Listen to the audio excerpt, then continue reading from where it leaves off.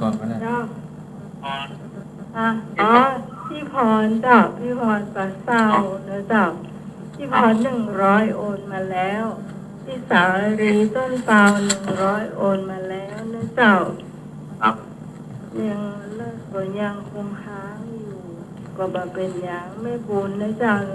100แล้วก็ที่บอกมาจะหอมกับน้องใหม่เนี่ย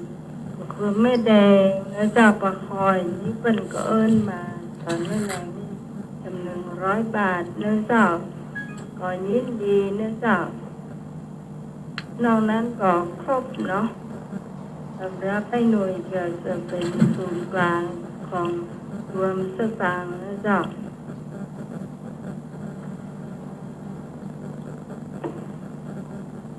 ก็ในวันที่5นี่ก็จะเลี้ยงละเนาะเลี้ยงโรงทานหมู่เฮาตรงหมดตรงมวลนะเจ้าเป็นเจ้าภาพธรรมะเพื่อนเมื่อใดจะถามที่น้องใหม่บอกบุญมาคุณผู้ฟังก็จะหมายเลขบัญชีเลยจากสมัครได้ลงหมายเลขบัญชีกับเด้ออย่างก็หมายเลขบัญชี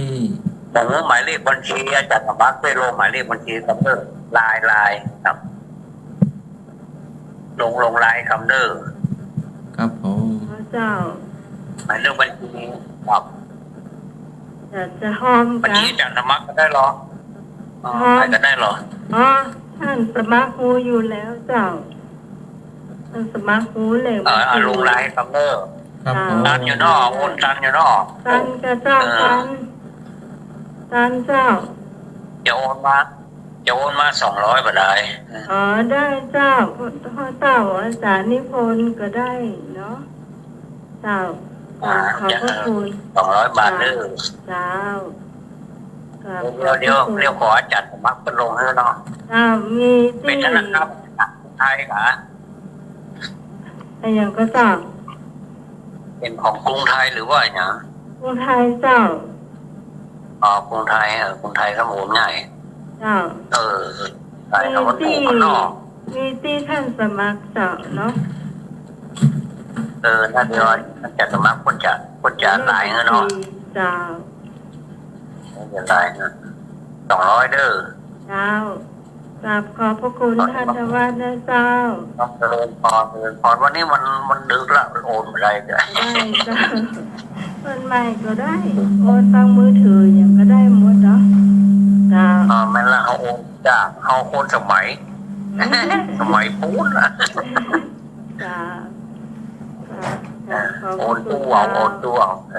วอย่าลงตัว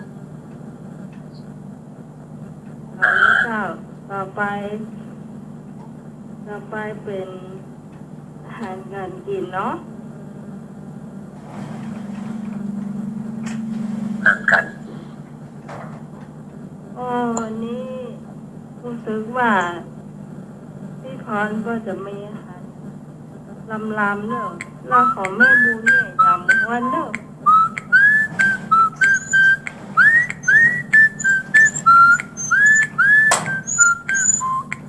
มีอะไรกับตำน้ำพี่ทองแล้วเด้อบอกเนาะเจ้าอันนี้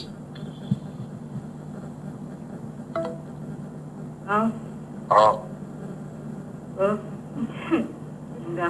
เงียบไปแล้วดาวเปลี่ยนรูดไปแล้วให้บุญ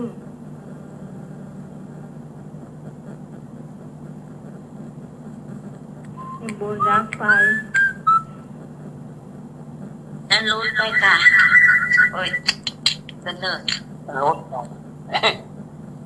เอาอะไรก็จึงดีทางใดได้ครับอันนี้ชัดเจนลงชัดหมดเลยทุกคนเสียงดีหมดสัดละแม่อันนี้นี่เสียงชัดเจนทุกคนเลยเจ้ามีเสียงดีหมดเลยมีเสียงชัดอย่างชัดแจ๋วจ้าแจ๋วเขาตีแล้วเนาะแจ๋วเจ้าแสดงว่าพอสถานีเขา ยอดเยี่ยม ยอดสุดยอด โอ้ ปกติ ไม่ใช่กระแสนั่นเป็นเจ้าลงอีดูปล่อยบนพักแค่พ่อ นั่นหนอเดี๋ยวเข้าเดี๋ยวออกไปเจ้าแล้ววะเนาะ โอ้เดี๋ยวออกพ่อยังไงมันจะดีเงาแต่เพื่อมูเอาหมดเลยเนอะขอบพระคุณเนาะ ขอบคุณนะมันมากจ้ะวันนี้แม่จะแกงภาคหนามเนื่อง พัก อัน น้ำ ลู หัว ไม่ เจ้า ได้ ภา พั ค ก หนาม น้ำที่ไหน ก็ มาแม่เยี่ยมมันจะตาย แต่บอกเคยกินเจ้า ออกละอ่านออกละจะหันมีแล้วเจ้า แกงใส่ป่าเนอะ เสร็จป่ะ เจ้าป่าก็เป็นแว่นเป็นแว่นเป็นแว่นเจ้าแกง สายเรียกซ้อนของท่านสมัครอย่ามึงโทรนะเจ้า มาติดแม่อยู่เนอะ แม่น เออ ติดสายไม่ปูนอยู่เด้อ ถ้าแม่จบก่อนเนอะก็โทรเนอะ เอาฟังก่อนเนาะฟังก่อนมาเจ้าเนาะฟังก่อนเนาะ เจ้า ฟังที่ฟังกระมังใส่เข้าเนาะฟังที่เจ้าเข้าใส่กระมังเนาะไม่เนาะ เจ้า ฟัง แกงมันแกงผักบุ้งนะจ๊ะแกงอย่างนี้เปลี่ยนจากผักบุ้งเป็นผักหนาม อ๋อ ผักหนามมันยอดอ่อนไงลำเนาะ ใส่พริกนูมาเนาะแม่ นุ่มยอดนุ่มๆอ่อนๆมันอ่ะ อ๋อเอามาตัดเป็นก้อมเป็นก้อมเป็นก้อมมาสองข้อมือเนี่ยเนาะต้องเอายาวเนอะจะเอามาล้างพักไว้เจ้าแล้วก็ตำน้ำพริกใส่จักไข่ขมิ้นเนี่ยมันแกงป่าเนาะมันขาวเนาะ กับเปล่า เจ้าต้องใส่ขมิ้นตัวเห็นหน่อยขมิ้นเจ้า เขามีซดเนาะเขามีซด เจ้าขมิ้นสดนะขมิ้นเนยไก่แดงๆนี่นะ หน้าตาเขาเป็นยาตัว เจ้ามันเป็นยาตัวเจ้าแล้วก็ตำจะใครตำขมิ้นตำหอมบัวหอมเตรียมพริกแต้เนาะพริกแต้ไม่ใหญ่ๆให้เนาะ อ๋อพี่เจมันไงพริกแต้เนยไก่อะเนาะเจ้าซุปก็ได้ดิบก็ได้มันมีสองอย่างเนาะมีแดงกับมีเขียวเนาะ อ๋อ มาผสมกันก็ได้เจ้าสองอย่างจ้ะถ้ามักเผ็ดก็ใส่หลายเม็ดหน่อยจ้ะถ้ามักเผ็ดก็ใส่น้อยเดียว3 เม็ด4 เม็ดพอละเจ้ามันเผ็ดเนาะ มันเผ็ด เจ้านี่ว่ามักเผ็ดเนาะมกจับเนี่ยจางล้ำกับมาล้ำนะมก จางล้ำกับล้ำเผ็ดล้ำมันก็กินมาได้เนาะ นี่นะเม็ดล้ำก็กินมาได้นะเจ้าตำพริกกะปิตัวกะปิใส่แกงไว้หาตัวให้น้อยแกงเมืองใส่หาเนาะมาใส่หากับมาล้ำเนาะ เจ้ายับเนาะ จ้าจับตำเครื่องมันน่ะเรียกเราจะตำแล้วก็ล่าไว้ก่อนปลาประกบก้มไปก้มมันเนาะเอาซื้อปลาที่เป็นอันนี้แล้วนะมันจะเป็นนะเอาปลาที่มันปลาไตเจ้ามันจะปลาไตจนมึนมาใจนะปลาไตเก่าๆกับมาล้ำนะเมาะเนาะเอาใส่ปลาลินปลาดุกก็ได้ปลาเนี่ยก็ได้สองปลาเนี่ยเจ้า สองปลาเนาะจ้ะแล้วก็มาล้างเตรียมไว้เดี๋ยวเรานอนปลาเตรียมไว้พักเตรียมไว้แล้วก็น้ำพริกเตรียมไว้เรียบร้อยละอันนี้เอาหม้อแกงมาตั้งไฟเนาะก็ไฟแห้งเนาะเจ้าตั้งไฟเท่าไหร่น้ำมันใส่น้อยเอาคนน้ำพริกเนาะน้ำมันร้อน น้ำพริกมันแตกเลยเนาะเจ้าแล้วก็น้ำมันร้อนแล้วก็ควักน้ำพริกในโคกันอ่ะเอามาโคมันจะหอมเลยนะหอมแล้วก็เอาป่าลงคั่วตัวเองป่าลงคั่วมันหอมมันก็ล้างโคกน้ำโคกน่ะใส่ตัวนี้ฮะในป่ามันล้ำมันอ่ะ ล้างกับล้างครกใส่ตัวนั่นน่ะ เจ้า อ๋อ เจ้าล้างใส่ละคั่วมันหอมแล้วก็ใส่น้ำถ้าเป็นปริมไม่ต้อง ถ้าเป็นปริมไม่ต้องตักเอาเปล่าเอาก่อนเนอะ อ๋อมันจะแล้วเนาะ เจ้าถ้าปลาดุกเป็นยังปลาดุกเนื้อมันแข็ง ปลาดุกมันเหนียวมันแข็งมันละ เจ้าจ้าปลาดุก ปลา ได้ มันที่น้อยใจเนาะเจ้าใส่น้ำฮอกมาดีเนี่ยพักเดือดหน่อยแล้วก็พักน้ำเอาก็ไปล้างก็นวดบีบไปกำหนึ่งบีบให้มันนอนๆนะมันเข้าเนื้อเข้านั่นเนาะจะหลับ มันคัดตูนเนี่ยเนาะเจ้าไอ้ตู้นี้นะเจ้านั่นเดือดละเอาผักเข้าใส่ชะกามบิดไว้มันจะสุกแล้วบ่เอาส้มใส่โน่ใส่น้ำมันก็ได้น้ำมะขามเปียกนี่นะน้ำเก็บเกี่ยวกับลำละต้องบางคนเพิ่นใส่อันส้มปล่อยก็มีเนาะจะยอดส้มปล่อยอ่ะจะส้มปล่อยจะลำแล้วแม่ก็ได้นั่นก็ได้ก็ส้มดีก็ได้อันนั้นมันกับมะนาวอันนั้นมะนาวแป้งก็น้ำมะนาวแป้งค่ะใส่มะขามเปียกเอามะนาวถูกใส่น้ำมะนาวถ้ามีหมูนั่นนี่เอาใส่บะขูดได้ก่อนได้กะขูดก็ได้ซ้ำหอมซ้ำหมอมันเนาะเจ้านั่นหอมผิวมันเจ้าลำจะ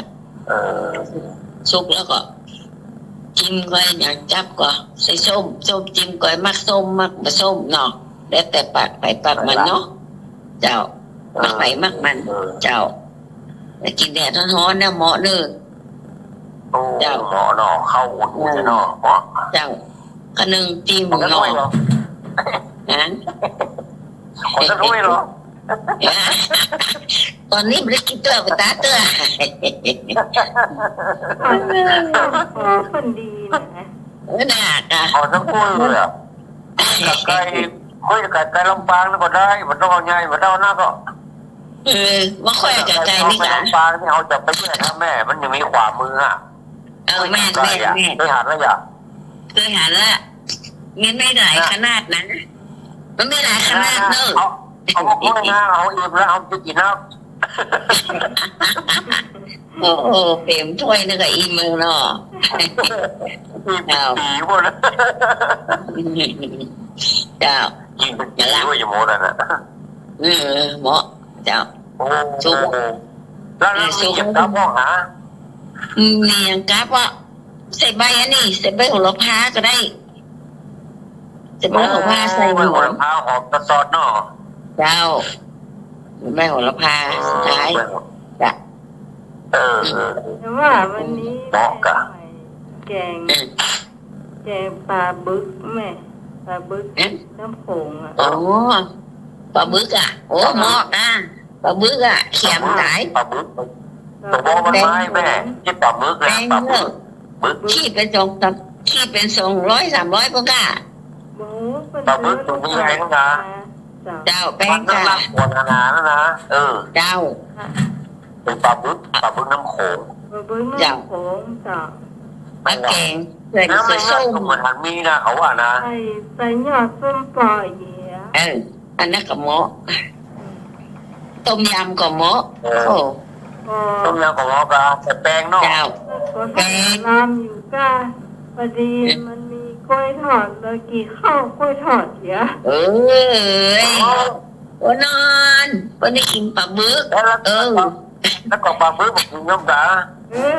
เราก็กล้วยทอดด้วยคนเฮาบอกแม่แล้วนี่คนเฮาย่อคนเฮาตาเฮาบอกเฮาบอกเลยได้กะกินเที่ยงไหนกล้วยทอดบอกกินแล้วก็มาป้อนด้วยนะกล้วยสุกเนื้อทอดนะทำกินกับข้าวแม่น้อง แบบที่ไปใส่ตู้เย็นไม่ได้แล้ว เดี๋ยวเรานี่เสียดายเปล่าบึกคุยแต่ที่มันได้กิน มัน นะ ลูกอ่ะ มันได้กินนะโอ้ผีก็ชอดเลยว่ะโอ้ โอ้ก็ชอบคนมา แล้ว ไป แล้วไปป้อนแม่ก็จะไปคล้องแต่เหี้ยเบิ้ล ได้กินเนอะเ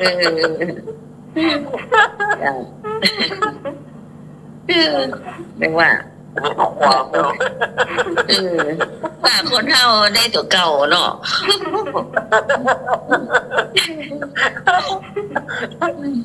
ป้อนดีใจเราได้กินแบบมือน้ำโขงอ่ะถ้าไม่เล่นเลยด้วยวะ แบบไม่ได้กิจกรรมมาขี่กันนั่นก็ถอดอยู่ มันจะทำให้ดูเตอร์ประสบการณ์มากเรา ได้ก็ถ้าจะลำแล้วทีนี้ก็ทอดมันยังอุ่นๆแล้วร้อนอยู่ อาจารย์นิพนธ์โทรมาสายท่านสมัครโทรไปสายน้ำไหวเน มีความสนใจอ่ะไปโจทย์กล้วยทอดแทนเนี่ย พอดีแม่บุญอยู่ในสายท่านสมัครนอกอาจารย์นิพนธ์ กับมือกันเลยมาใส่ตู้เย็นเนี่ยเป็นปลาเลยเคินเลยอ่ะ จ้าแม่ เลยอ่ะ เนาจ้ะสุกะแกงแล้วละดื้อเจ้า ช่วงแล้วเอากินตอนไหน แล้วละดื้อวางละดื้อเจ้า คนเนอร์นี่มาแกงพักหนามเพื่อ เจ้าเจ้า อาจารย์นิพนธ์โอ้เหรอเรื่องมันขึ้นได้มันนี่ขึ้น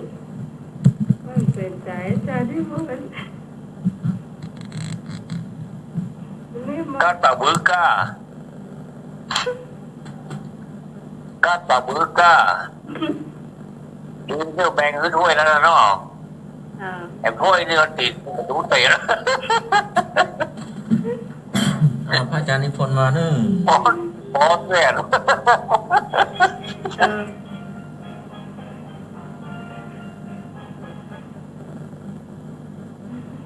เจ้าเดี๋ยว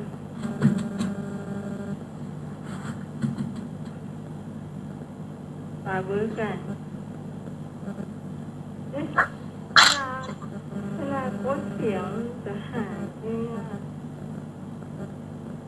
แล้วสีหน้าจอจะเปลี่ยนเลยนะ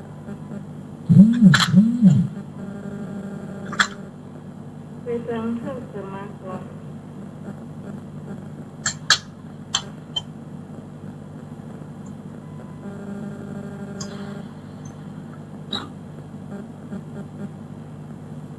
ไม่บุญแล้วไปแล้วเนาะโยของพี่พรเนาะ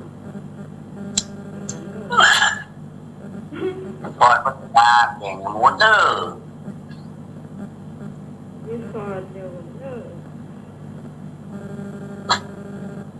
พี่พรไปก็ไปก่อนเจ้าไปก่อนเนาะ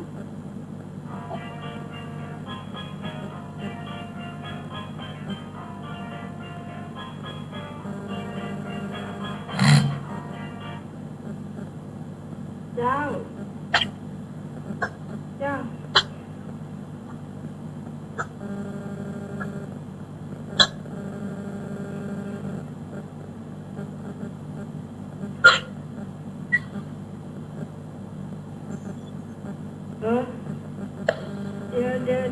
ี๋ยวน้องโฟกัสด้วยเหรอเ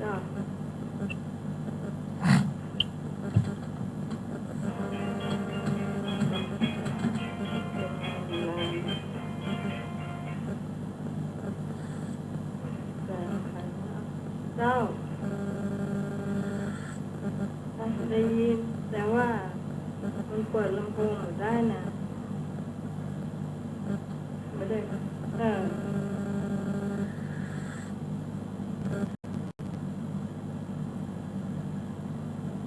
แกงพักน้ำ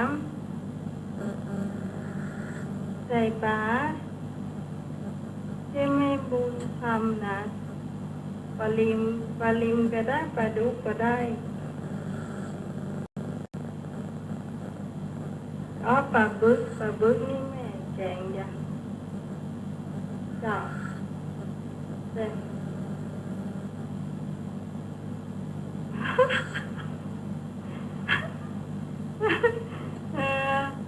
เพิ่นบอกว่าพักน้ำก็เคลียร์ไปให้ท่านวัดกับท่านสมัครเดีย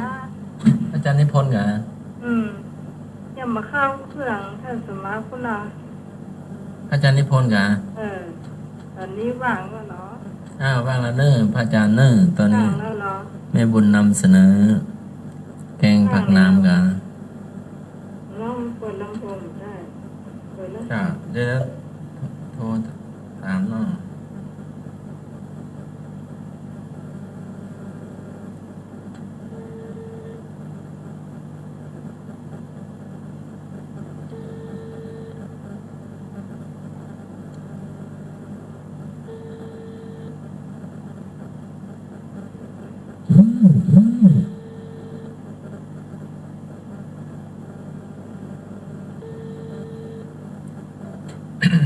ช่วงนี้ก็เป็นช่วงอาหารล้านนาเนี่ยอาหารไทยก็ได้ อาหารล้านนาก็ได้โทรมาได้เลยเนอะ05081928360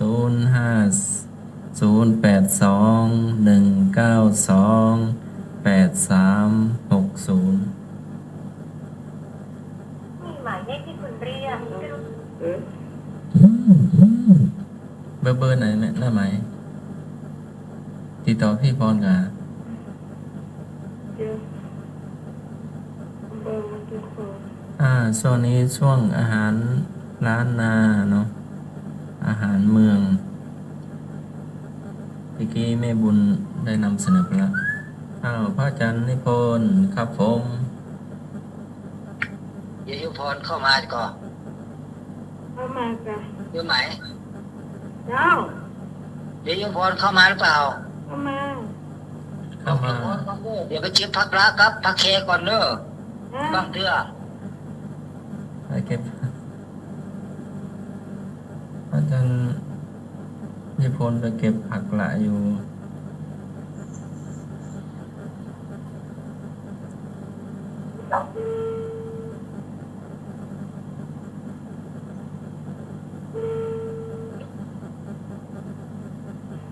จ้า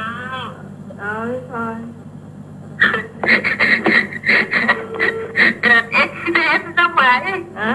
จ้าเอ็กซิเดนต์นะเห็นแล้วไปคันเลิศหน้าดาดฟ้านี่เห็นแล้วมันมืดไฟดับเดินออกไปคันเลิศเท้าเคล็ดเห็นไหมคะจะเข้าเคล็ดลงมา เปลี่ยนกันนะว่านะ ตอนนี้ทายาแล้วก็พับผ้าปวดเวทนาอยู่ปวดหนอจังหวะพรุ่งนี้เช้าก็หายละจ้าวันนี้จะยามะม่วงแล้วเจ้ายามะม่วงแบบไทยว่าแบบเมืองน้องไหมจะแบบใดดีเจ้า เอายำที่มันใส่มะพร้าว อยากใช้ก่อนเนาะแล้วถ้าจะต้องไปเก็บพยาบาลเนี่ยอันนี้ทั้งสองอย่างนะตึงเมืองตึงไทยก็ได้นะเจ้าเอาเป็นไทยที่ทำกินกับข้าวได้อย่างไรเหมือนกันเนาะเขาเตรียมไว้เตรียมม่วงสัก3-4 ลูกก็ได้นะเจ้าล้างน้ำสะอาดปอกเปลือกออกนะเจ้าและเอาที่ขูดมาขูดฝอยเลยนะเจ้าขูดให้หมด4 ลูกนะแล้วพักไว้นะเจ้าแล้วก็มะพร้าวขูดนะเจ้าเอามาคั่วให้มันเหลืองนะเจ้าใช้ไฟอ่อนๆนะเจ้าจะไปใช้ไฟแห้งถ้าไฟแห้งมันก็จะไหม้เห็นนะเจ้าใช้ไฟอ่อนคั่วไปเรื่อยๆจนสีเหลืองจะเป็นเหลืองหอมแล้วก็พักไว้นะเจ้าถั่วลิสงแล้วก็คั่วเหมือนกันคั่วพอหอมนะพอมันสุกเราคั่วมันสุกก็มันจะอันนี้แหละแล้วเราก็กระเทาะเปลือกออกเห็นนะ อดีต้องอันละเอียดล้ำนะจ๊ะพอดีนะจ๊ะแล้วก็พักไว้หอมแดงแล้วแกะเปลือกล้างน้ำให้สะอาดเอามาซอยหั่นเลยจ๊ะแล้วมาทอดในน้ำมันทอดได้ไส้อ่อนเหมือนกันแล้วก็จัดได้หอมแดงที่เหลืองงามหอมมาจากแล้วก็พักไว้นะเจ้าแล้วพริกขี้หนูเจ้าพริกขี้หนูเราก็ทอดแล้วก็เอาพักไว้เหมือนกัน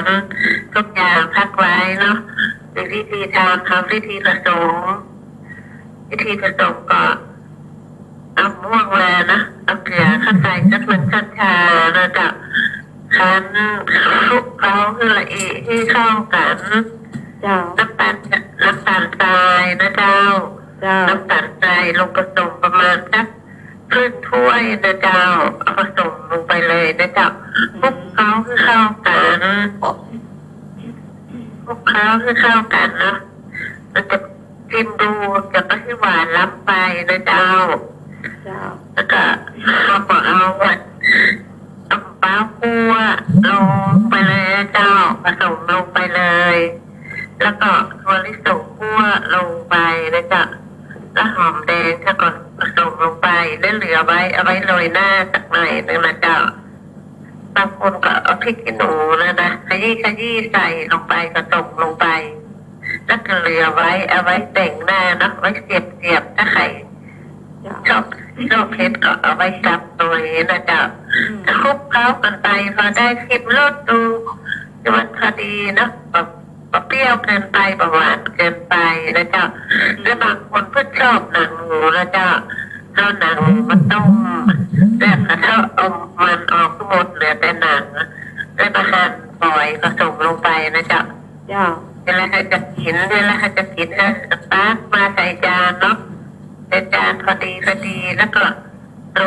ยหอมแดงทอดนะจ๊ะแล้วเอาพริกขี้หนูเสียบหน้าเลยก็รับประทานได้แล้วเจ้าแล้ววิธีที่สองตำกล้วยมือตำมะม่วงแบบเมืองนะเนาะจ้ะอย่างเตียนป้าจ่านิพนธ์จะไปเก็บผักแขกกับผักลามาจับมาเนาะแล้วก็ล้างมะม่วงออกปอกเปลือกแล้วก็ขูดฝอยให้เลยพักไว้ก่อนนะเจ้าแบบได้ง่ายของเขาเนี่ยนะใจน้ำพริกตาแดงเนี่ยเจ้าเอากรอกน้ำอ้อยสัก2 แว่นเนี่ยนะสัก2 แว่นอันน้ำพริกตาแดงขับต่ำลงไปนะแบบได้ง่ายของปีนะต่ำลงไปถ้ามีปลาแห้งกับปลาแห้งพิงต่ำลงไปจะปลาแห้งปลาหวานนะเนาะปลาแห้งปลาเนื้ออ่อนนะต่ำให้ละเอียดนะตำไปแล้วก็เอาม่วงเข้าตำโดยให้ตำให้มันละเอียดหน่อยถ้าเป็นคนเท่า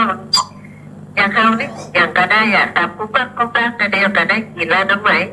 แต่คนเท่านี่มันได้คนเท่านี่ต้องละเอียดทำหน่อยนะจ๊ะตำละเอียดและใส่เกลือนิดหน่อยนะเจ้าเดี๋ยวตัดมันเปรี้ยวเนาะใส่น้ำอ้อย2 แว่นก็พอละต้องไปใส่น้ำเดี๋ยวมันจะหวานล้ำน้ำนมตำเสร็จเรียบร้อยใส่ปลาแห้งเรียบร้อยตำให้ละเอียดแล้วก็ตักใส่ถ้วยนะจ๊ะตักใส่ถ้วยเอากินกับผักละกับผักแขเตรียมผักจันทร์คนกับเก็บนะอันนี้ก็ญาติลำนะจ๊ะได้จองสูตรเลยนะเจ้าวันนี้นะเจ้ามาถูกมาลองแม่น้องไหมยำม่วงที่ลำยำหมองม่วงกับข้าวเลยมะขนาดเลยสักนึงเนี่ยนะไม่เอาจ้ะเดี๋ยวก่อนวันที่แล้วเพิ่นเลือกตั้งเนาะ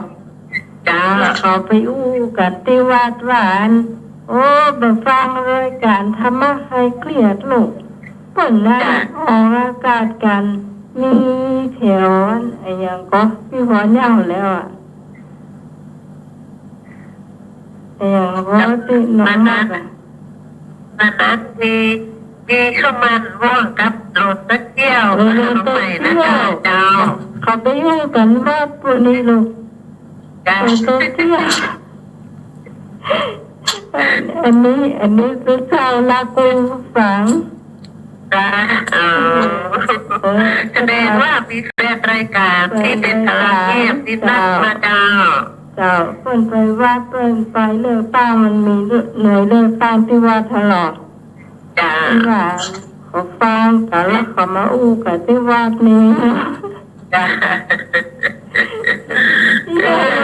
เที่ยวไม่เลยก็เขา ต้องไปที่บ้านต้องไปบอกไปดับกระเจ้า ไฟประดับเจ้า ดีนะจ๊ะเอาปีดับปุ๊บเราเปิดปิดเลยนะเดี๋ยวออกไปดาดฟ้าไปนี่ไปมึงไปทะเลเธอจ้ะทะเลข้อเฮ็ดดีเดี๋ยวนี้ใส่ยาทับผ้านี่แหละเด็กๆแล้วก็มีเวทนาเวลานอนนั่นแหละ มัน จะนอนนี่นะเวทนาจะมีจะมาทำให้เจ็บแล้วก็อย่างนี้น่ะเป็นจ้างมันเตอร์สังขารไม่เที่ยงเนาะ เจ้าต้องขอ จ้า ต้องขอพลาดเป็นบางครั้งเนาะเอาขอพยายามเพื่อมันล้มเนาะ จ้า ล้ม พยายามคดีหน้าห้องพี่มันเป็นดาดฟ้าทางนั้นนะรับอากาศได้แมลงเนี่ยค่ะพอดีมาฝนมันตกพี่ก็เดินเข้าไปมาดามนอกพี่ก็เดินออกไปนอกนะครับไปเพลิดเพลินไปนี่ครับเรียบร้อย เป็นเนี้ยเป็นเจ้า แล้วหมดอาทิตย์แรกก็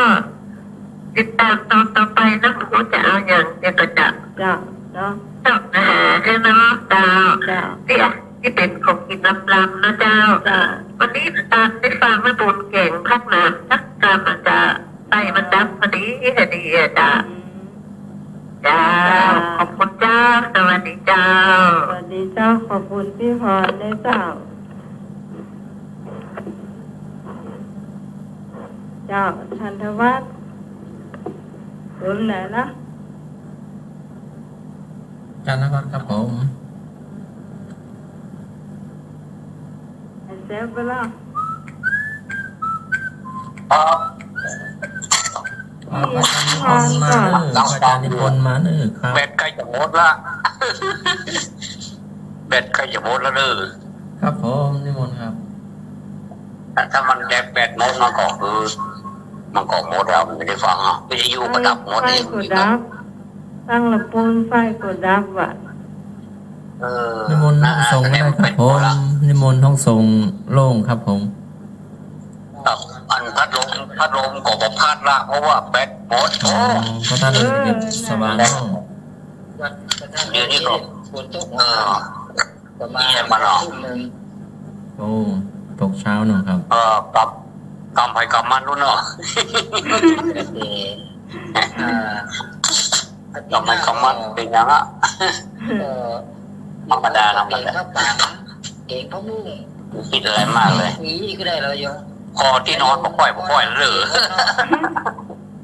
ครับผม ว่าจัดมัด พอที่นอนก็ค่อยแล้วหรือ มักขนาดละ ครับมากขนาดพระอาจารย์ ปักมุนตัว โอ้ ไอ้ เอา ยา ไปทาง อ๋อ วัดเจ็ดยอดวัดสายหินเนี่ยวัดเก่งข้าวปังเก่งปีแต่กินทอดก็มาทั้งวัดเลยสักเกตนี่ครับ เอาที่ทอดเราไปน้ำสเก็ตเนาะ ครับเก่งข้าวปังก็ไปทางวัดเจ็ดยอดเถอะ โอ้หมอมันเลย เอาเก่ง ต้องบรรยากาศเนื้อฝนตกเนี่ยแต่เขาปังให้น้ำหมอย ำกบเหรอครับยำก โอ้ บ เนาะโตยาโกเนาะโตยาโก ก็ยำกบยาก็ได้อ่ะ แต่โตยาโกก็อร่อยโตยาโกครับมีปัญหาเข้าไปยังก็ได้มาเตอะ ว่าไปแล้วต้มยำกบนี่ลำนะสมัยก่อนนี่ได้กินอยู่จำเดียวนี่บอกว่าได้กินแล้ว ไปบุญอ้าว อยู่ห้องทรงแล้วเด้อต่ออากาศ เจ เด้อ อ อะไรเด้อ เจ้า โตยาโกเบิ่งเคยฟังอยู่ โอ้เทศฟังธรรมเด้อ จ้า ไอ้พ บุญมาแล้ว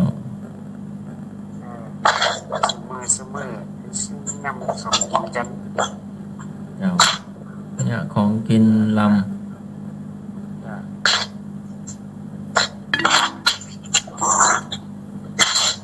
โอ้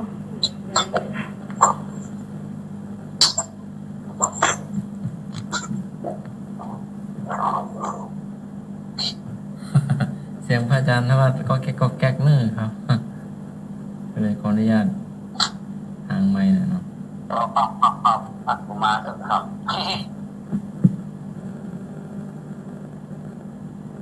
อันถ้าแบตหมดก็นิมนต์ที่ห้องส่งครับผม โอ้ห้องใหญ่ห้องกว้างห้องเย็นครับผม เอารถไปห้ามกับน้องนะ บุษใส่ไปส่ เอา ง รถไปห้ามกับดื้อ โลกา 56 นา เมื่อ ที ก่อ แล้ว น เหรอ จากสมัครไปส่งแล้วผมมาส่งจากจะมั่งเนี่ยเนาะ ที่นานขมูลก็ เอามาส่งกัน ติด ตอน บ้าน ประมาณ ติ ตี ด ห้า บ้าน คน ช่วย เลิก งาน โกงเลยเนาะ คุณพ่อแม่ อาจารย์สมัครไปส่งผมแล้วผมปิ้งมาส่งอาจารย์สมัครเนี่ยอาจารย์สมัครไปส่งผมอย่างเงี้ยเนาะ ครับ แล้วตีห้าเอาผมจากโอนทางไปมันต้องส่งกันไล่เนาะ โอ้อยู่ ถ้า ได้ ตำรวจปีนทบาทเสียกะ อยู่ในห้อง พวก ห้ นี้ อง นะมันมีจอยนะเนาะก็มีตัวยาโกเนาะ ต้มยำโกะ เกลียดปุ๊บยังเดือดเศร้าเลยเนี่ย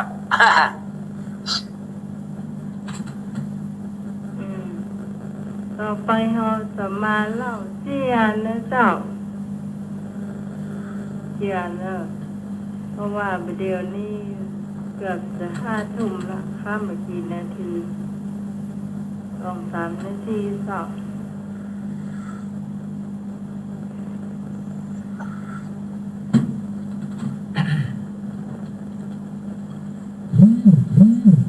อ้าวช่วงเราเจี๊ยะนึง อืม ก็กวดวัดไปเนาะกวดไปไม่กวดถ้าจะหลุดก้าหลุดไปที่ร้าน ที่ร้าน2 อันแต่ก็ได้ความสะอาดเนาะ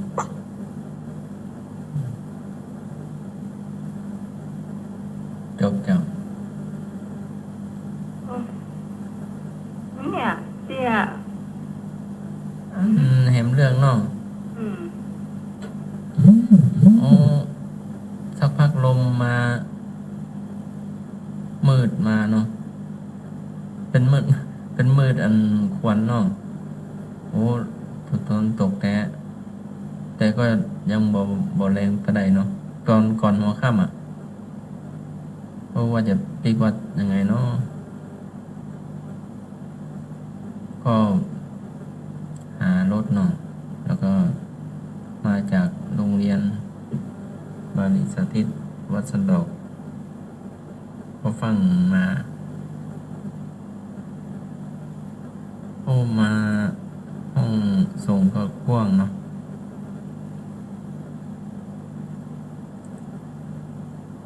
หน้าใหม่ก็มาได้เนาะหน้าหมวยพระอาจารย์ทวัดพระอาจารย์นิพนธ์ทุกท่านเนาะ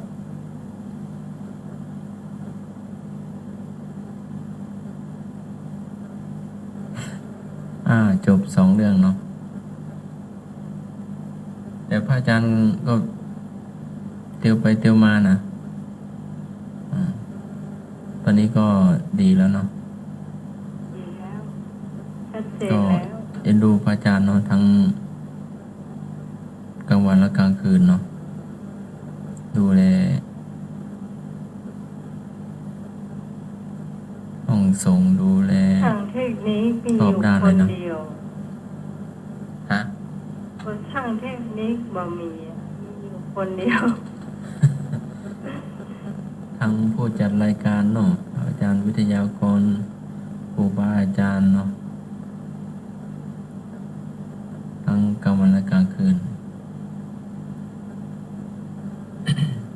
ครับผมจบไป2 เรื่องพระอาจารย์นิมนต์ครับผม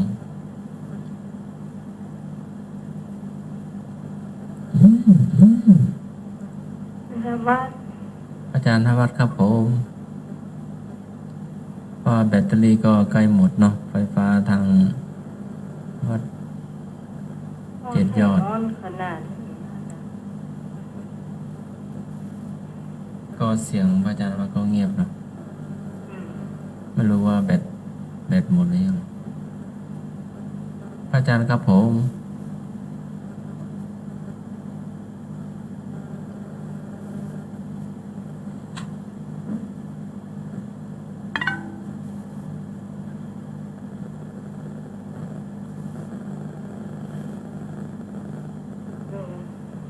ไม่ใช่ อืม ฮัลโหลฮัลโหล นี่ครับผม เดี๋ยวอ่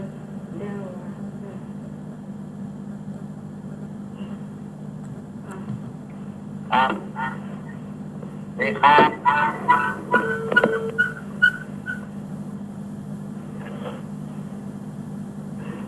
ถ้าเกิดว่าเราเทียบกันครับ เจ้า เราเจียหนึ่ง ครับ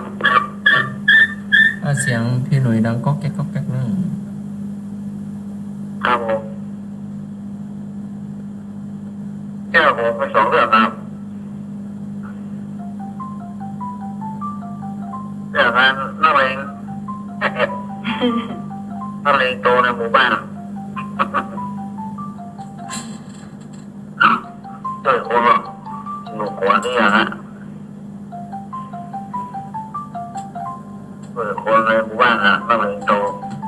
คุมงานคุมการนี่ได้หมดโหใหญ่ก็ทำปลาคุยมีวันหนึ่งมันเมื่อยไม่สบายไปหาหมอ วาง หมอตรวจเมื่อยหลายวันแล้วนะครับข้างเมื่อยนะครับลูกความลงตัวร้อนลง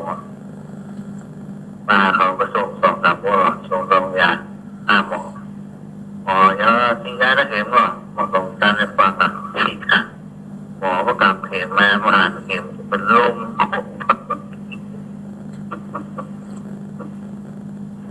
กลัวเข็มฉีดยาเข็มฉีดยาเราเป็นลมกลัวเข็ม คือเสียงไอ้หนุ่ยนี่จะเบาเป็นกลางจะดังเป็นกลาง นี่เนาะ เนาะ จ้า ครับที่ได้ยินก่อน คือมันจะเบาเป็นกลาง อ๋อ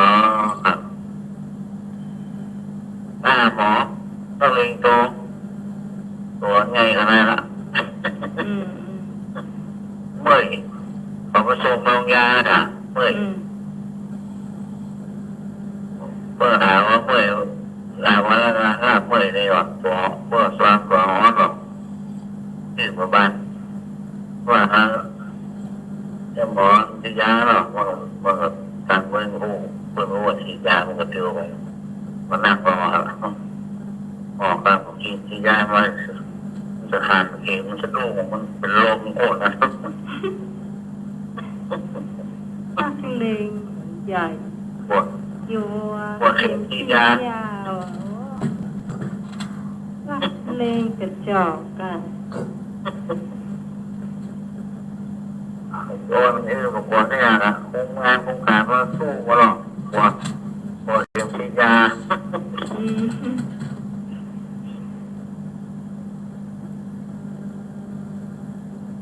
หมดแล้วปวดเข็มฉีดยา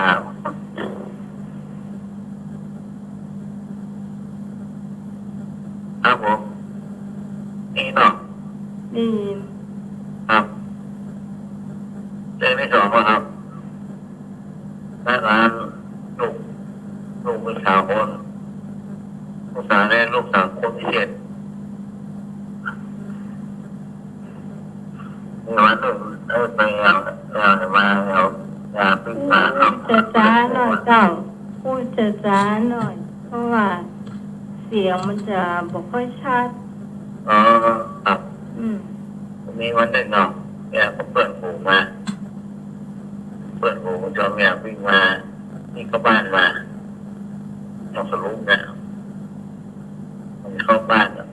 เปิดผู้ชมเข้าบ้านจะขึ้นเนี่ยเกียบแตะมันก็เก่าเดียวกันป้ากันร้องแม่เอาแม่แต่เกี่ยวครับเอาเครื่องแม่เกียบก็เท่ากัน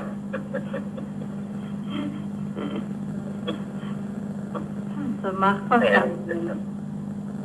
สมัคร เจ้า เข้าใจ แม่ ก่อน ตื่นมาแม่มาเอา เดี๋ยวพี่ แม่ แผลฟัง แม่เกียบแตะดีๆเอาเครื่องมาแม่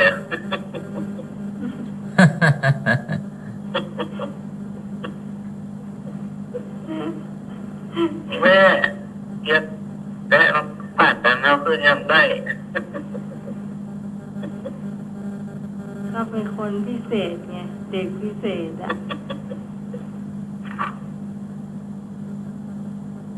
เด็กพิเศษ เท้ารองเท้าแตะมันไขว้กันอ่ะ ให้ว่าเขาแต่ครับ รองเท้าแตะไขว้กันแล้วก็เดินข้ามไม่ได้ แต่ว่าหมายได้ครับปลาหมึกปูนเลยอ่ะเขาถอดมาแทน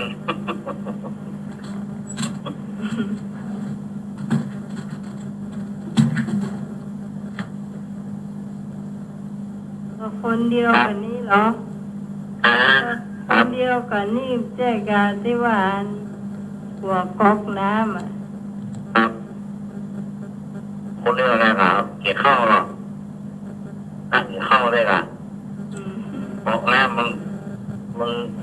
เกี่ยวมันตั้งอะไรมันนอนอะไรมันเก่งไปเก่งมามันจะดูหมด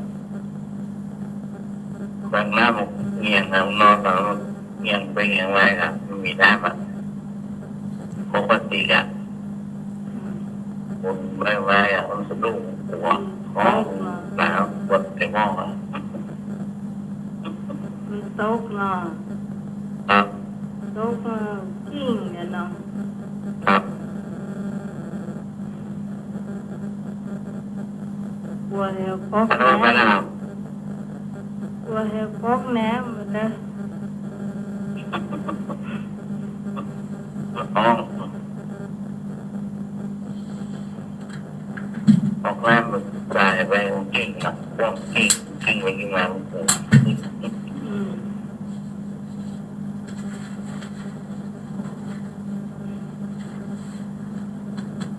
ที่ล้ำเหลือโปจะหัวใจวายอย่างนั้นเนาะ หัว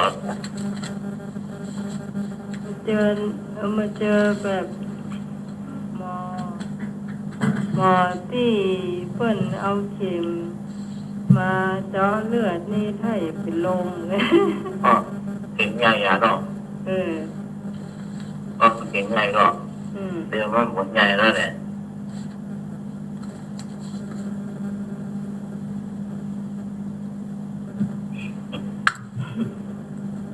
ทำไมไม่เจ๊ครับทำไมไม่เจ๊หรอครับ มีก็หามีก็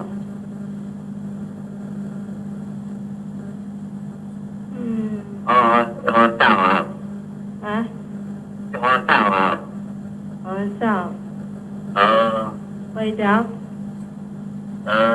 ดับไปเต่า โอ้ เป็นไง เลิศเลยอ่ะ เจ้ายังก็เต่าทำมาได้ อ๋อเลิศไปเอาเนี่ยไปไหนหรอก จับระ ไป วั นะ งจับระวังเหมือนกันนะ ไปเนาะ ที่พ่อหนูก็มาเจ็บตั้งน้องใหม่ นี่เนาะ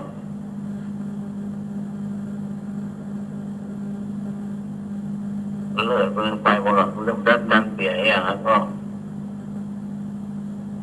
มันถ้ามันได้วามแล้วมันเอาไหนดุมได้ไหนนะครับ ผมก็ใส่รองเท้าสำคัญนะ วันแรกนี่มันบ่ค่อยเจ็บเท่าไรนะวันที่สองนี่ม่อยแต่ม่อยฟุ้งเลย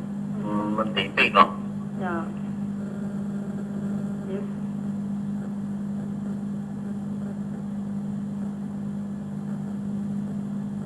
ต้องก่อน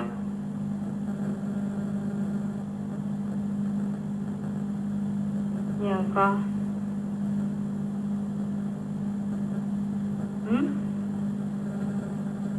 คนนี้ต้องก่อนครับ เออ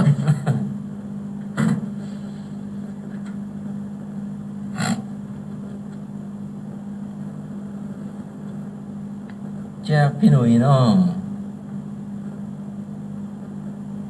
ครับ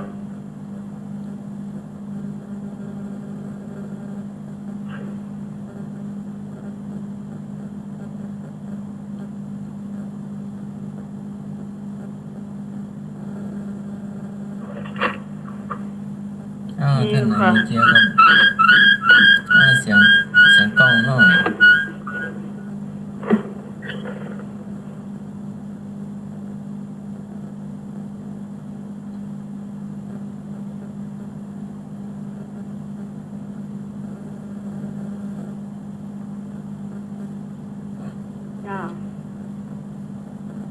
เจ้าท่านสมัคร เจ้า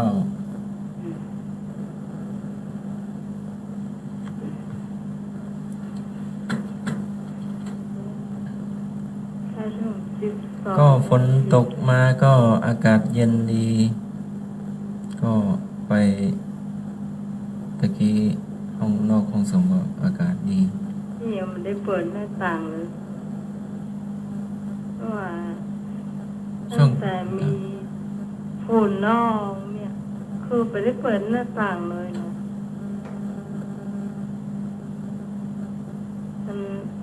ฝุ่นมันเยอะเกิน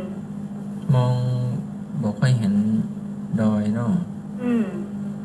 เห็นเป็นมัวมันจะเข้าปากเข้าตานะคะ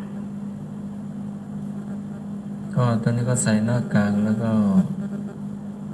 ล้างหน้าล้างตาแล้วที่บ้านเนี่ยก็มีเครื่องฟอกอากาศอยู่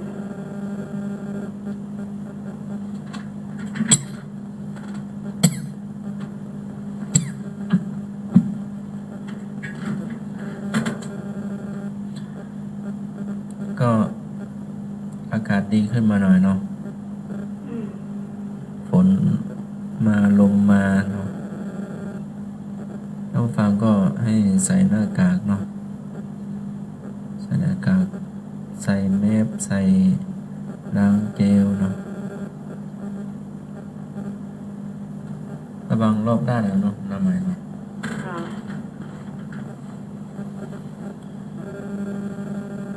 ก็บ้านนะนึกว่าแบบมี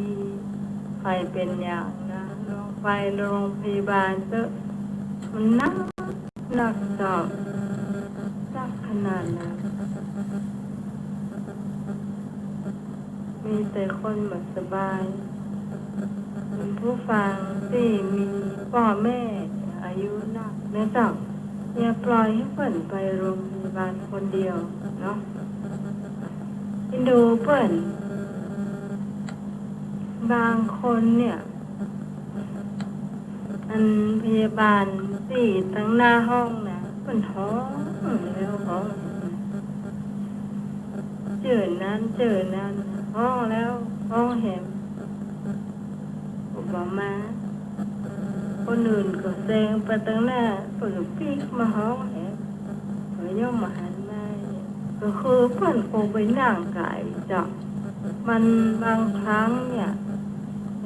ยังขอน้ำหมายนี่ไปกัน3 คนกันนะ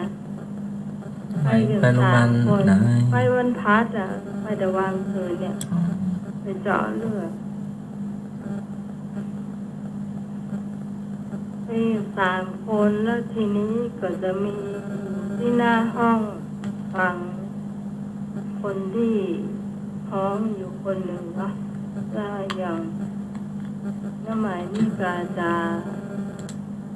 มากินขนมกินน้ำว่าเขาเจาะเลือดอย่างเซ็ตแต่เขาก็หิวก็จะปล่อยผมคนนึงคอยฟังว่าเพื่อนจะหอมไม่ได้จ้ะหอมปุ๊บนี่เขาก็จะมาหาเราแล้วเนี่ย ตรวจเสร็จเรียบร้อยก็จะมีน้องสาวไปชาบเยียดอกแล้วก็จะปล่อยให้คนหนึ่งอยู่คงยาของโรงพยาบาลนะเพื่อจะรอหักยาถ้าบ้านนี้ตายแน่แล้วจ้ะ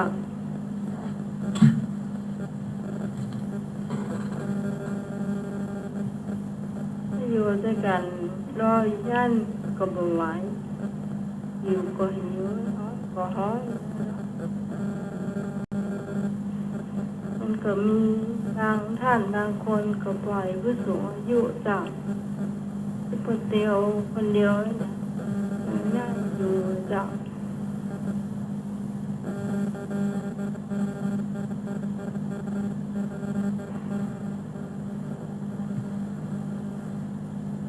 แต่ว่าก็ไปเจอเดือนที่แล้ว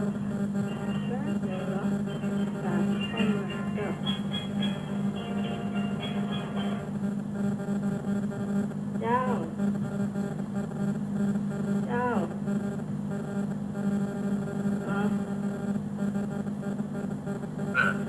ฮะ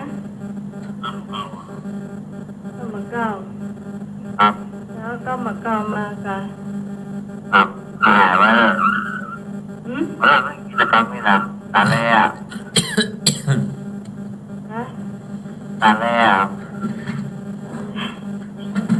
จริงกรรมเก่าต้องพรุ่งนี้กันนะ อ๋อครับครับนึกไปนึกไปฝนตกมันใจดีหน่อย เย็นขึ้นมานิ่งกัน ครับ กัน นี่เริ่มตีหม้อเป็นเราเนี่ย ไหน โอ้แข่งหายาวนะหม้อวิ่ง อ๋อเกลียดอ่ะ ครับ ทางโคกเกลียดอ่ะ ครับ ทำให้ดีใจเนาะ ครับ ฝนตกมาแล้วเนาะ ครับเอาหม้อไปห้องเองมวยฟังเหรอเอาเหรอ โอ้มันก็ยังไม่รู้จ้ะ ครับก็ยากละพี่บ้างละครับ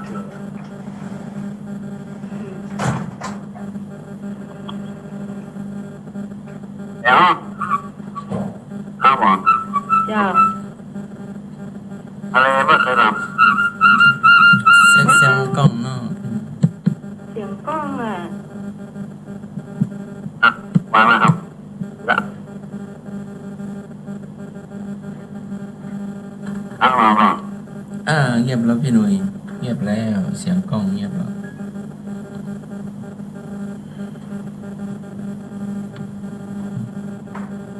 ถามมาเลย ได้เลยถามได้เลย เดี๋ยว หืม เดี๋ยวอะไรไม่เคยท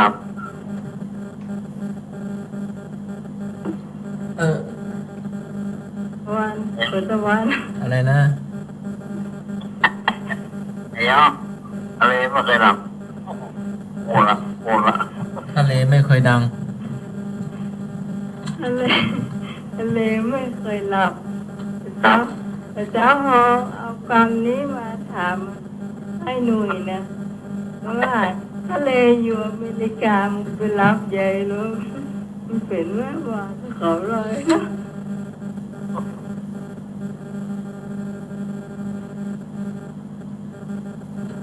ทะเลไม่เคยหลับเพราะว่าป่ามันอยู่ในทะเลมันผมที่รับเรา30,000ป่ามันป่วยรู้ป่ามันมือป่า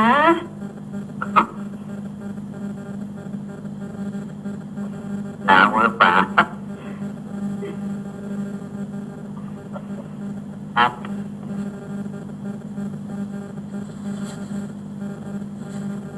ไปรับนี่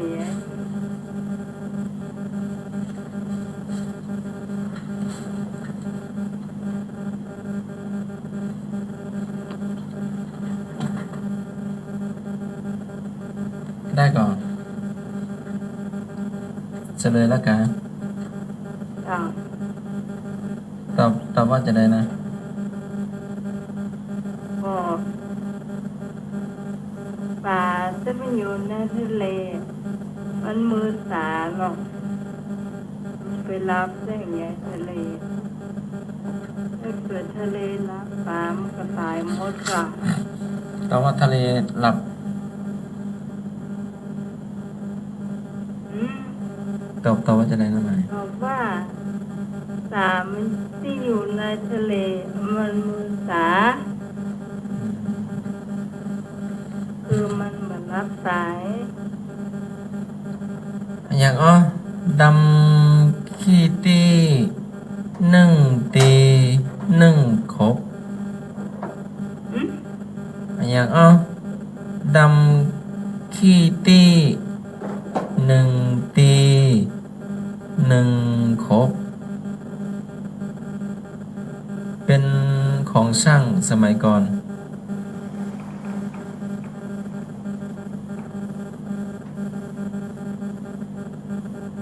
ช่างสมัยก่อนช่างไม้นะเป็นอุปกรณ์เครื่องมือช่าง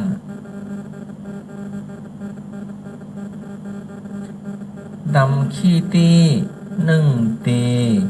นึ่งครบขอไข่บอใบไม้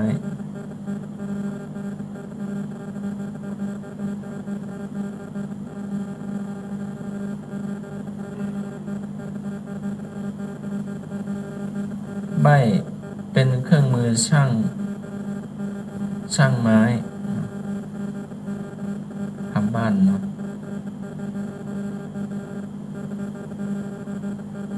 นี่ใบแล้วนะ เอ๊ะดี๋ยว มันเป็นอันดำๆอ่ะ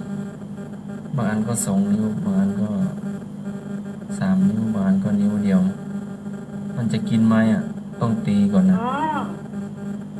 เล็กโกน เจ้าในนี้ว่าสิวเนาะสิวกับเหล็กกลอันเดียวกันเนาะ นะ ในนี้ว่าสิวนะเหล็กกลเป็นยังไงเนี่ยเป็นยังไงนะไหม ตัวเล็ก เล็กที่เขาตอกกับตะปูไว้ อันเดียวกันกับสิวกับเหล็กกล สิวมันไปทำอย่างสิวนี่มัน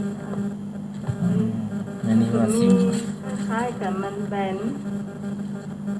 อืมแต่เล็กโคนมันก็แบนคุณ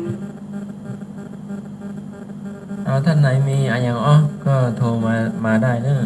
0821928360เบอร์ท่านสมัครเนอะ0821928360วันนี้เวลา 11:25 นาทีเนาะ อ่า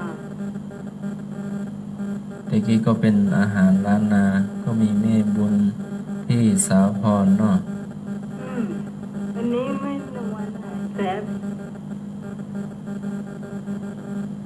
แม่นวล อืม มาช่วงหนึ่งอะช่วงแรกๆอะ อืม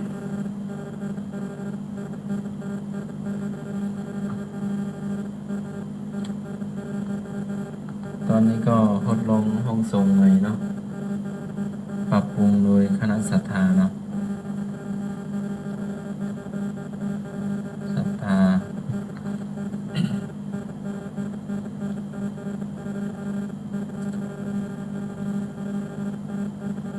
ก็มีห้องออกอากาศห้อง หน้านี้ก็เป็นห้องเป็นอุปกรณ์เนาะ ห้องถัดไปก็เป็นห้องน้ำปานะเนาะ มีห้องน้ำห้องข้างบนน่าจะเป็นห้องรับแขกเนาะ แล้วก็เป็นห้องเก็บอุปกรณ์แล้วก็ห้องจำวัดของอาจารย์พระครูสุวิศวะปุยเนาะ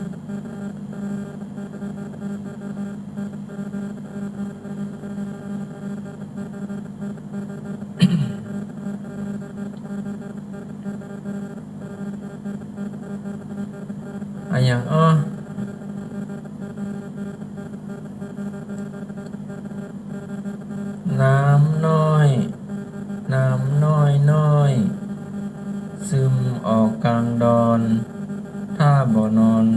กินน้ำน้อยน้อยซึมออกกลางดอนถ้าบ่นอนบ่ได้กินใบให้ก็ได้ผู้มีพระคุณต่อเราเนาะ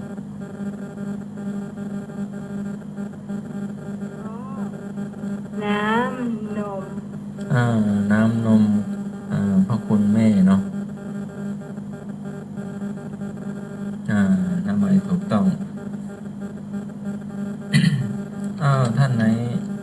มีอย่างอ้อเข้ามาแบ่งมาปันกันเนาะ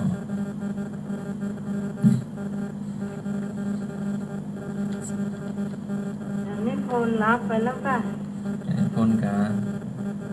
รับไปแล้วค่ะอาจารย์กิตก็ลาไปบ้านเกิดเนาะต่างจังหวัด โทรมาแต่เจ้าว่าขอลา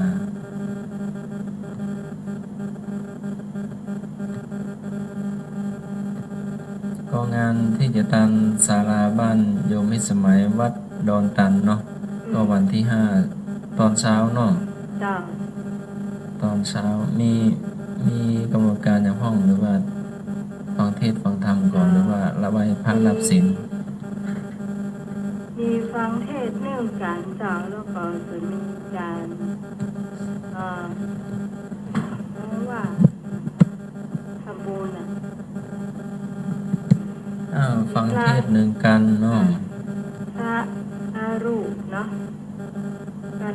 เป็นเทศน์หนึ่งกันนี่เป็นการรวมนะกันเทศรวมหนึ่งกันแล้วก็มีเจริญพุทธมนต์ก่อนเลยน่าจะเป็นแบบนั้นเนาะน่าจะเป็นแบบนั้นค่ะมีพระห้ารูป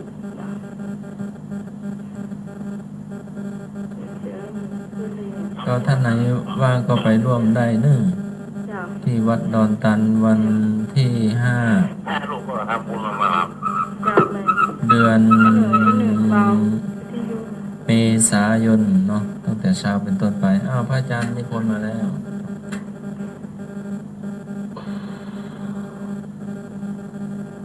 ครับผม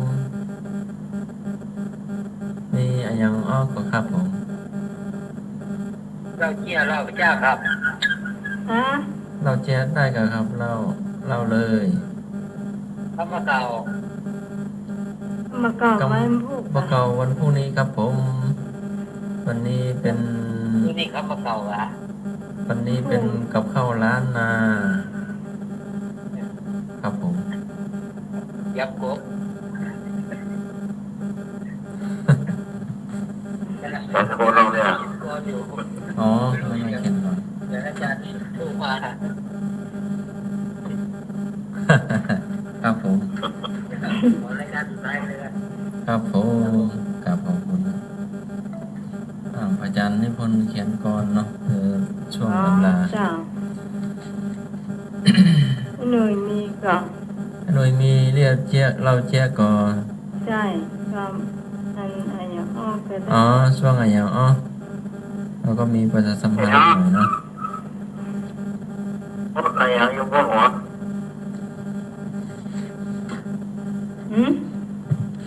พวกอะไรอยู่บนหัวอะไร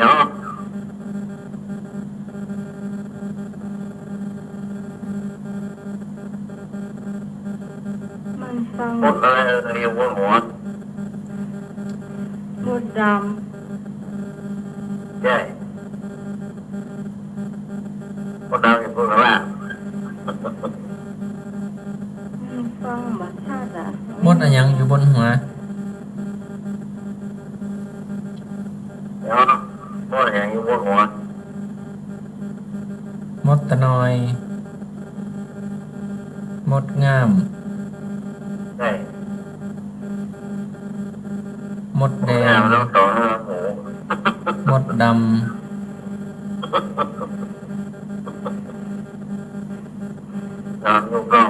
แมงมันแมงงุน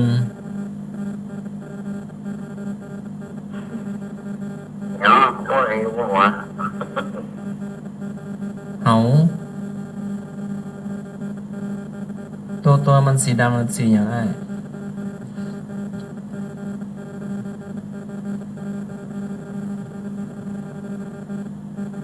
คนในแปลงเนี่ย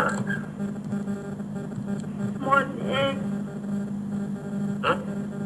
หมดเอก ใช่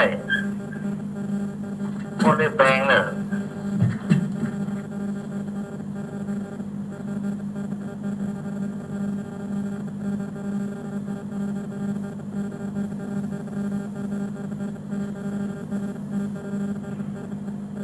หมดอ่ะไม่น้อยไปเอาเรื่องแล้วเนี่ย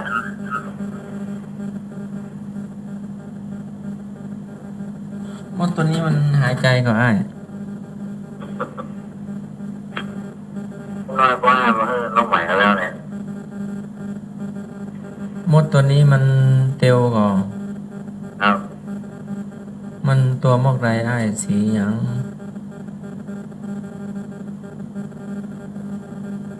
หมดเอาเหรอมาได้เหรอ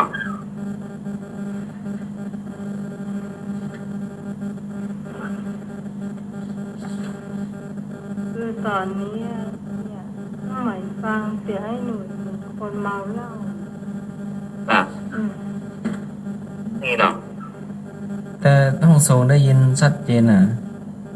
หมดเดี๋ยว แต่ดังกล้องเป็นบางช่วง หมดส้ม มดหยังเสร็จเลยแล้วเนาะ อ่ะ มดส้มกะอ้าวมันอยู่สูงเนอะกะหังมันอยู่สูงกะอ้าย หมดไอ้ยังบลอยน้ เออ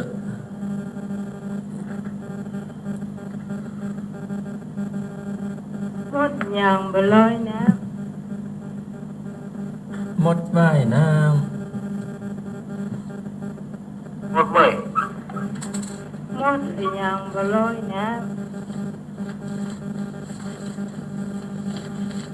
หมดแต่เนี่ยนะ หมดแม่หมดปอด หมดแต่ก็ไม่ใช่หมดปลอมเนี่ยเขาพบเขาก็เจ็บเนาะ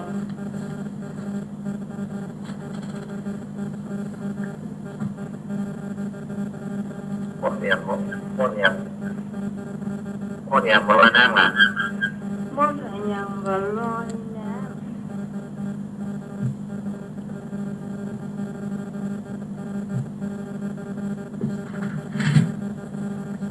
หมดดัง จ้าต้อง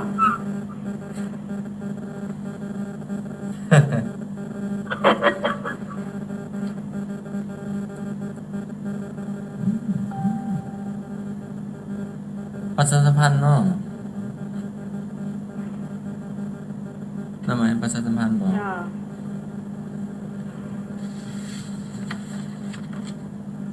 ฮะ จ้า วัดผาลาดบ้านห้วยผาลาดตำบลสุเทพอำเภอเมืองจังหวัดเชียงใหม่ทอดท่าป่ากองทุนครั้งที่ 1 ในวันที่ 29 เมษายน 2564 ขอเชิญพุทธศาสนิกชนร่วมทำบุญสมทบทุนซื้อที่ดิน 1,119 ตารางวา กองทุนบุญ 19 บาท ร่วมสั่งสมบุญฝากบัญชีธนาคารกรุงไทยเลขที่ 521077991 ชื่อบัญชีวัดผาลาด ช่างพระประธานอุทยานทางครูบาเจ้าศรีวิชัย โทร 0870645439 หรือมาร่วมในวันงานก็ได้เนาะตรงที่มูลนิธิครูบาสาบันครูบาเจ้าศรีวิชัยเนาะตรงรุ่มลานครูบาเนาะก่อนที่จะถึงวัดศรีโสดาเนาะจะ จะอยู่ซ้ายมือ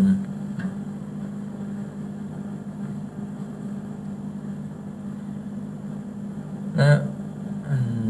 ศรัทธามีลูกชายเนาะมาบวชเรียนต่อม.1 ม.2 ม.3 ม.4 ม.5 ม.6 ได้เนาะที่โรงเรียนบาลีสาธิตศึกษามจร.ก็ตั้งอยู่ที่วัดสวนดอกพระอารามหลวง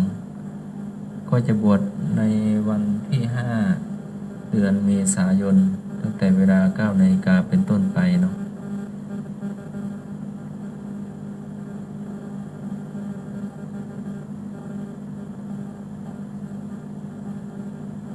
ทุ่ม36จ้ะ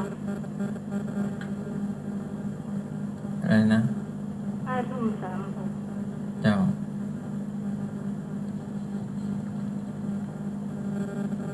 มีถึงก่อน มีแฮมกอ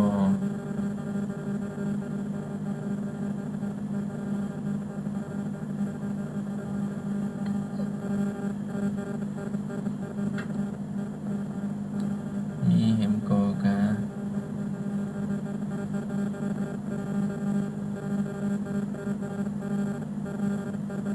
ก็ช่วงสงกรานต์เนาะ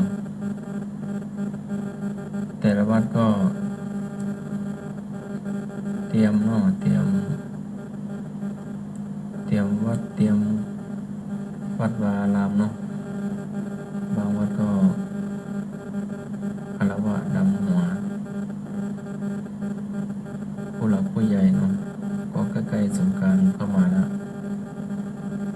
แล้วก็ให้ระมัดระวังเนาะในการเดินทางก็ดีในการ อย่าง รดน้ำ มังอยู่ไก่อะ เสียงให้มักอยู่ไกล ก็อยู่ติดพูดติดกับไม้เลยนะ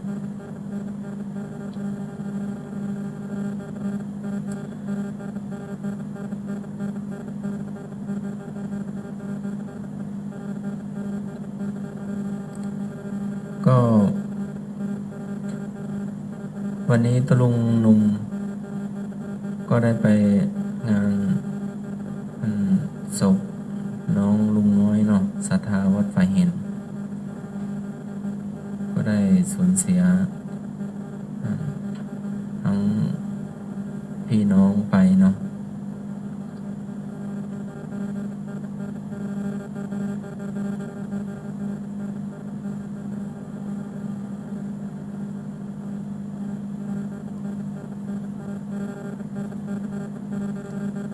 แล้วพวกนี้ก็จะได้มาประชาสัมพันธ์ต่อเนาะก็มีรายงานอยู่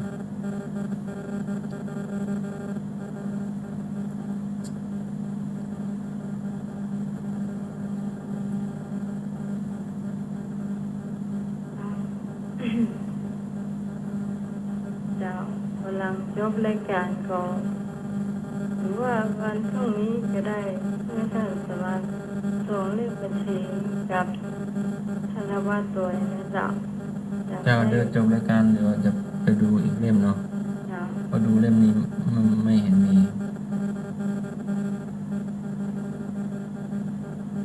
เป็นหมายเลขบัญชีโยมหน่วยเนาะเป็นเลขาโยมพิสมัยจะได้ตรวจเนาะตรวจปรับบัญชีเนาะเพราะว่าถ้าลุงหนุ่ยมีไลน์มีโทรศัพท์ก็เป็นรุ่นก่อนนู่นเนาะเป็นซัมซุงหรือว่าเป็นอะไรสักอย่างนะหรือว่าหัวเว่ยหรือว่าเป็นซัมซุงยี่ห้ออะไรสักอย่างเนาะแต่ไม่รู้ว่าลุงหนุ่ยเล่นเป็นหรือเปล่าถ้ามีเน็ตมีอันนี้ก็ให้ทางธนาคารทำให้ได้แกบันเล่นไลน์ ฮะบ่ได้เล่นไลน์เนาะ ได้ โทรอย่างเดียวเนาะโทรด้วยรับสายอย่างเดียวเนาะ เล่นไลน์ เจ้าก็ไปปรับในตู้เนาะ ครับในจะได้สมมติมันจะรู้ เจ้า ว่าของไผ่เข้าเนาะอย่างมันที่ผ่านมานี่ก็ เข้าแทบจะทุกคนละ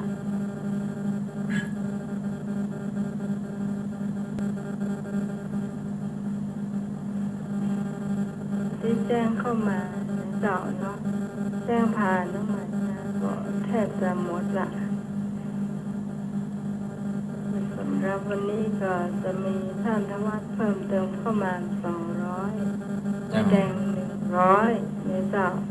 ต้องกราบขอบพระคุณในเจ้าที่ช่วยทำบุญในงานนี้รุ่งเรืองไปด้วยดีสำหรับการทำบุญต่อไปนี่น่าจะเป็นการทำบุญของงานสถานีของวัดฝ่ายหินกับคุณผู้ฟังก็ยอดอำสินเอาไว้ในเจ้าถามเมื่อใดน้องใหม่ประกาศขอห้องก่อนเยอะมาช่วยกันแบบนี้แหมเจ้าช่วยกันมันก็ถึงได้เป็นเจ้าเนาะเจ้า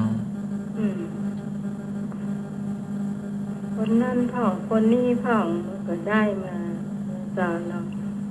ต้องประชุมปรึกษาหารือกันเนาะเจ้าเดี๋ยวถามพระอาจารย์ก็วัดสันดอกพระรามหลวงก็รับบรรพชาสามเณรภาคฤดูร้อนเนาะก็สามารถติดต่อทางวัดได้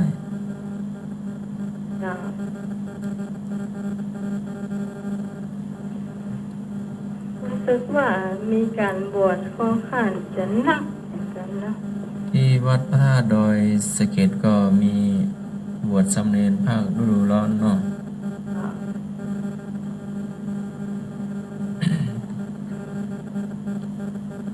ดูกำหนดการเป็นเนาะ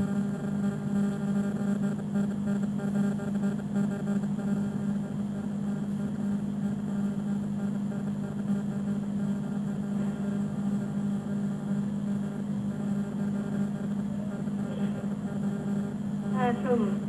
43แล้วนะเจ้าวันนี้ก็เหลือเวลาประมาณ7 นาทีในเจ้า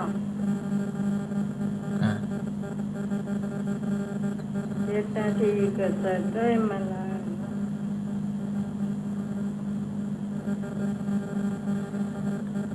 วัดสันดอกพระอารามหลวงขอเชิญกุลบุตรเยาวชนสมัครเข้าร่วมโครงการบรรพชาสามเณรภาคฤดูร้อน 2564 ระหว่างวันที่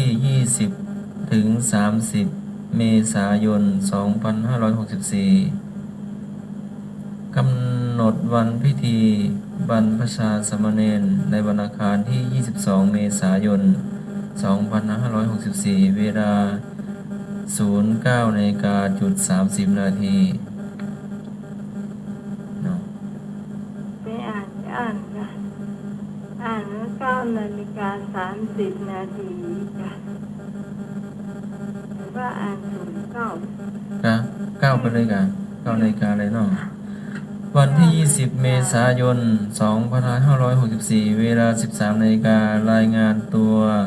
ตรวจสุขภาพเบื้องต้นตรวจสอบเอกสารบนพระวิหารหลวงเวลาวันที่ 21 เมษายน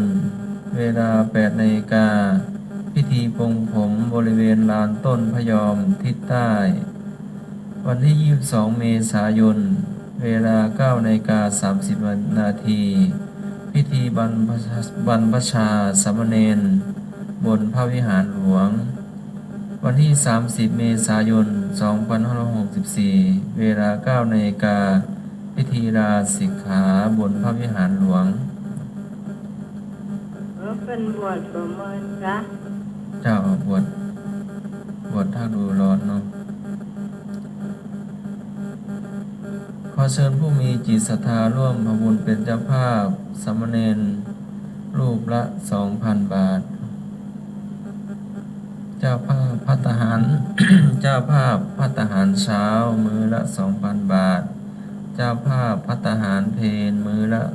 4,000 บาทเ จ้าภาพน้ำปานะมือละ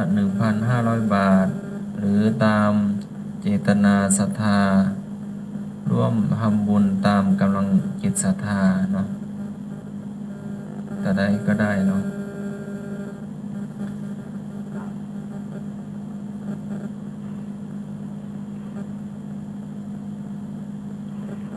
เอาอย่างอ้อต่อเนาะ อันอย่างต่อเนื่อง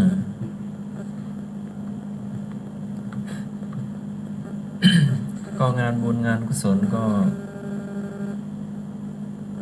มาเรื่อยๆเนาะแต่ละวัดแต่ละวัดเล็กวัดใหญ่เนาะก็สามารถไปทำบุญได้เนาะวัด7 ยอดพระรามหลวงก็นำโดยหลวงพ่อเจ้าคณะจังหวัดก็จะบูรณะวัด7 ยอดพระรามหลวงครั้งใหญ่เนาะ ฮัลโหลเจ้า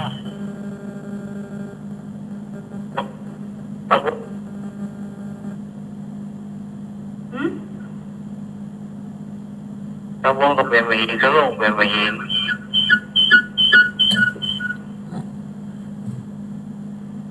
ครับ ฮัลโหลพี่หนุ่ยว่าจะได้ ว่าใหม่ พี่หนุ่ยว่าเลย เดี๋ยว พี่หนุ่ยเบาวิทยุเนอะพี่หนุ่ยเอาวิทยุไว้ไกลหน่อยเนาะ ใส่สมอทอกเสียมันแล้ว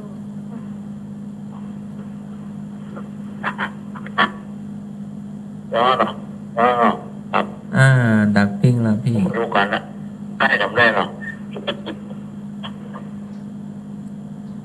ถ้าวงเป็นไป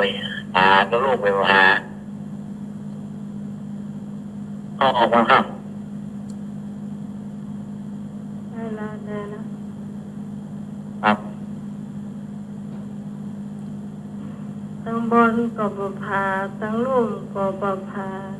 มีสิ่งสารลอดปืนมันก่อน ครับ อ๋อ ถ้ คน ำ ละ ถ้ ตอบเนาะ ครับ ำถ้ำแม่นางนอน เฮ้อ ถ้ำแม่นางนอนละอ่อนรอดไปรอดมา แล้ว ตาบุญมาแล้วนี่ ตะบุญ เจ้า ตาบุญมาแล้ว เจ้าลิ้น ลิ้นแล้วบับหาหินกะ ฟันเจ้า ฟัน ฟั กะ นข้างล่างข้างบนน่ะ ถูกต้อง บับหานี่เป็นก้อนหินกะ อยู่ได้ลิ้นฟัน แล้วคำว่าบับหานี่มันเป็นหน้า ลิ้น ตา ไม่ จะ ด่าหรอ ผ่าก็หินนะกะ ก้อนหินเป็นฟันเนาะ โอ้จ้ะ เราลิ้นมันรอดไปรอดมา เจ้าร อดแบบปนก็กัดเนาะ กัดใส่ลิ้นนะคะ ตัวอยู่กลางอนุน นะ ชื่ออยู่กลางอนุนตัวอยู่ในป่า ม้าลาย ใหม่เอาก่อนละ ชื่อกลางถนนตัวอยู่ในป่าม้าลาย ลาย ทางม้าลาย เอาไม่เห็นม้ามาข้าม เดี๋ยว กูขีดเป็นเส้นเป็นเส้นเป็นเส้นนะหรอขาวดำนะ เอาพี่หนุ่ยถามต่อแม่ เดี๋ยวถ้าจะล้างมาไหนที่อยู่นี่ลืมหรอ ฮะ ท่านสมัครมาสถานีลืมอย่างพ่อง ลืมตา ลืมอะไรนะ ถูก ลื ต้อง มตา ลืมอย่าง ลืมตา ลืมตา ถ้ารับสายมาได้ยัย เอาบางคนนึกว่าโอ้วัดฝายหินหลับตามาก็ได้ว่ะเก่งเนาะ บอกให้เขารับสายมาเลย โอ้ไปวัดฝายหินนะโอ้ไปวัดฝายหินหลับตาขับรถมาก็ได้ว่ะ ก็เห็นอยู่อ่ะ โอ้เก่งเนาะ เนี่ยรับตาก็เห็นว่าทางมันขึ้นตรงไหนตรงไหน เดี๋ยวพอควบกับปุ๊บขาเดี๋ยว ฮะ พอควบกับปุ๊บขาแล้วจ้ะ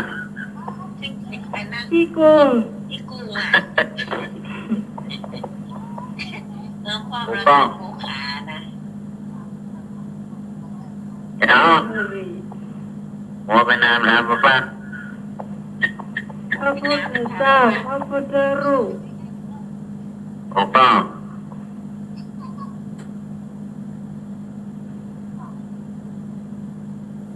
หมดเปล่าอ่ะ เปล่าล่ะจะมาถามพ่อ หมดแล้วกะ ไอ้ลุยมดเปล่าแล้วอ่ะ ไม่บุญป้าต่อ อะยังอะยัง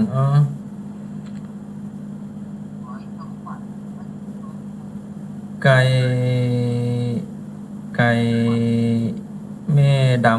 ำมี15ไก่แม่ล่า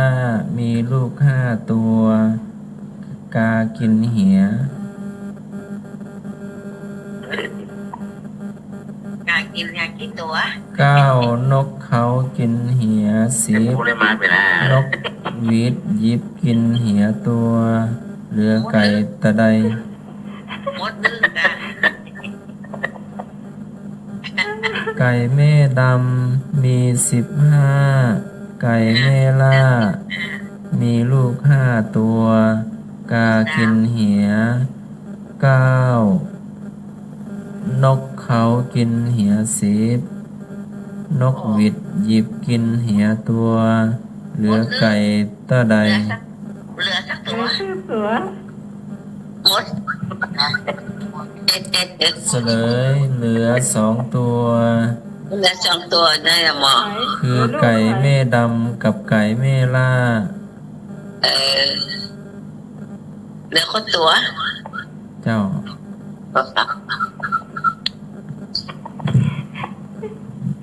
เป็นลูกก็สงสารให้แป้วเลยแม่เนี่ย ว่า ปริศนาคำทายล้านนาพันเพนเครือไทยสถาบันวิจัยสังคม มหาวิทยาลัยเชียงใหม่ พระอาจารย์นกถวายเนาะ3-4 ปีมาแล้วก็ มีแต่ความไม่บุญก็ มีอะไรอย่างมีจุดๆก็มาแบ่งปันกันเลย สักข้อเดียวปะละ ตอนนี้จะเที่ยงคืนแล้วเนาะ นึกหายแซบไปไหนหมู ข้อเดียวให้หนูดีกว่า ไอ้ห้องเรา อืมข้อสุดท้าย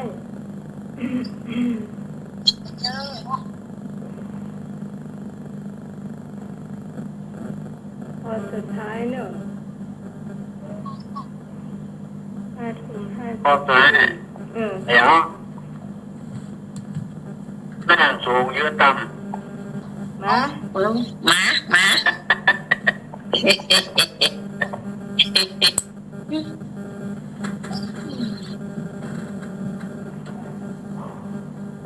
ยกข่าว จบ จบข่าวย กข่าว ดาว ให้หนูเวลาเหลือเวลาละ ไม่บุญ พอ ให้บุญครับ เวลา ไม่บุญอำลาก่อนเนาะไม่บุญอำลา ไม่รักก่อนเนาะ เจ้า เจ้าภาษาตาจานภาษาท่านสมัครตัว เชิญพ่อในบุญ ภาษาท่านสมัยท่านเท่าว่าหรอจากแป๊บเจ้า ไป ท่าน นะ นั้นตัวท่านอย่างก็ลืมไปละ คน มันพระราชโดยสเก็ตอ่ะ อันนี้คน เจ้าภาษาเตยเนอร์บัดนี้น้องใหม่เตยเนอร์ เจ้า บัดนี้หนุ่ยตัว ครับนี่ครับ เจ้าแล้ววันนี้ทุกท่านเนอร์รับดีฝันดีพรุ่งนี้ปากันใหม่เนาะ ครับ จ้าวันดีเจ้า ครับ โอ้ย ครับไม่บุญไปแล้วหวยเจอคนแล้วครับ เจ้า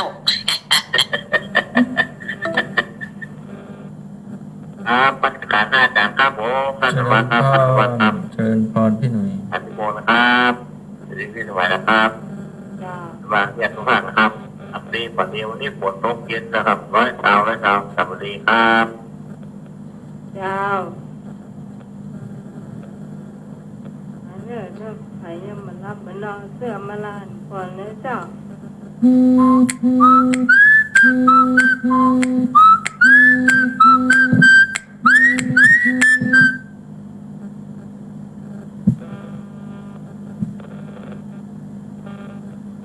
ได้ออก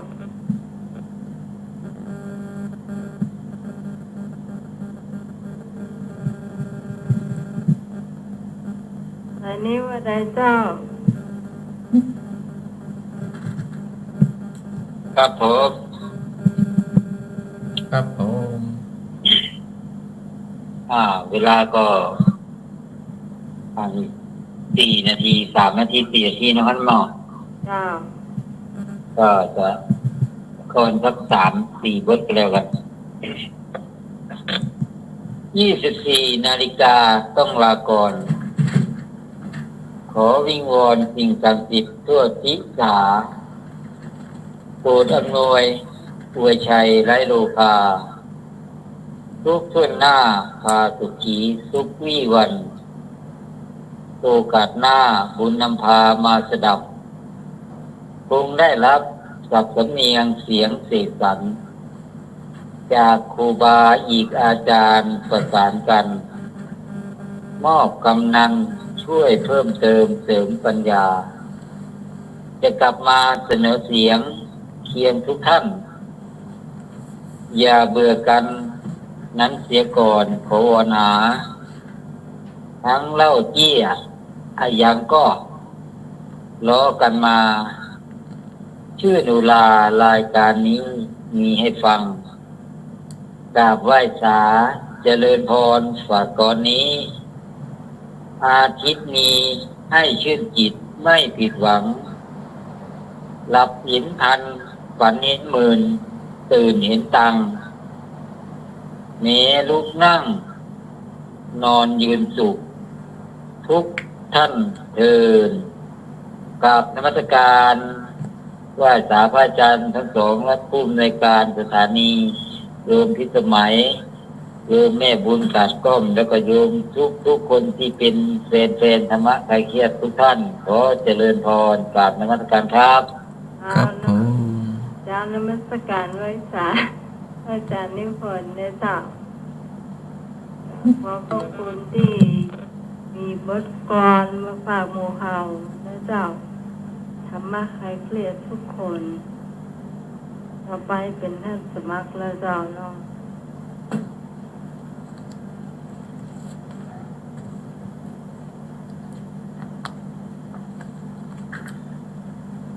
ปุญญานิปรโลกัสมิงปฏิฏฐาโหนติปานินัง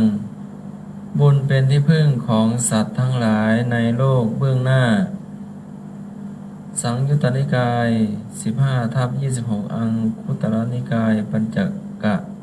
22/44ค่ำคืนนี้ผิดพลาดประการใดก็กราบขอสมาภัยครูบาอาจารย์ทุกท่านด้วยความเคารพอย่างสูง